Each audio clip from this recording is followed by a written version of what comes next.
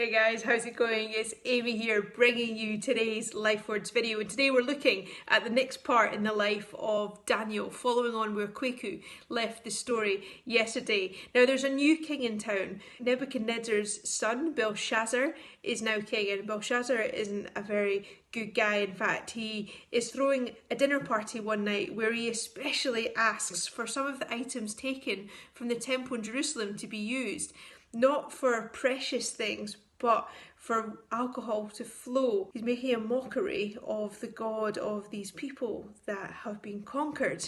And as the dinner party is happening, suddenly we're told a human hand appears and begins to write on the wall. Well, nobody can understand the writing, but then someone remembers, hey, there was a guy who was around when your father was king who was known for his great wisdom and understanding. Daniel is brought into the room and he's able to read the writing on the wall. He quickly shares that it is a sign of God's judgment on Belshazzar. His kingdom will be taken for him.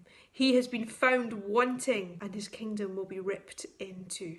And that very night, the story tells us the kingdom is destroyed. Another king comes, Darius, and conquers, killing Belshazzar. It's interesting, Daniel gives this message of judgment, and how do the people respond? Not with terror to the word that Daniel brings, but straight away they bring a robe, they anoint Daniel, they kind of set him apart further. He's already known to be a man of wise counsel and great understanding, but now he's kind of promoted again. Here is a man who speaks wisdom.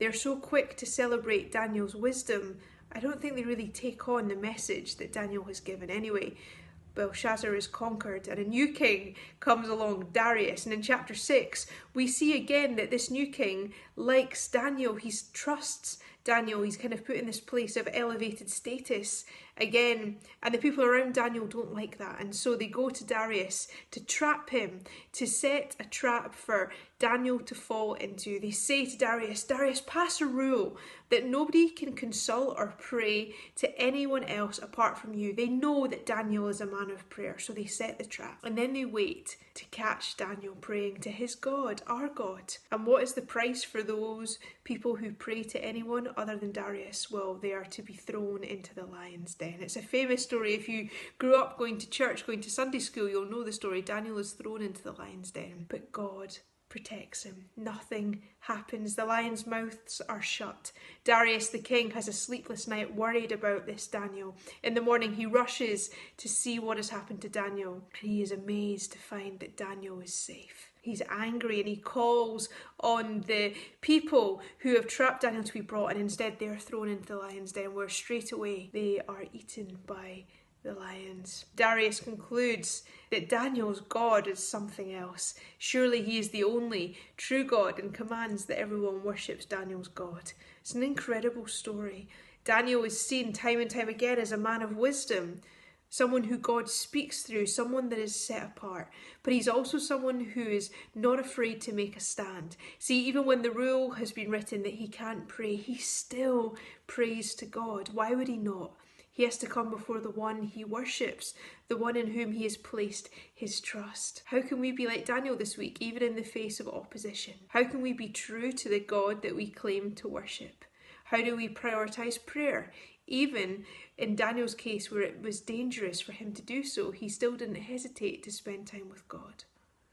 Do we know God's protection throughout the book of Daniel, not just in the story of the lion's den, but in other places we see God protecting those he loves? Do we trust that God will protect us today? How can we pray like Daniel?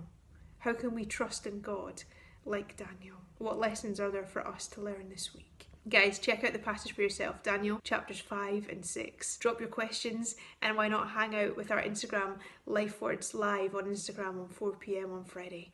We look forward to hanging out with you then. Have a great rest of the week. Bye now.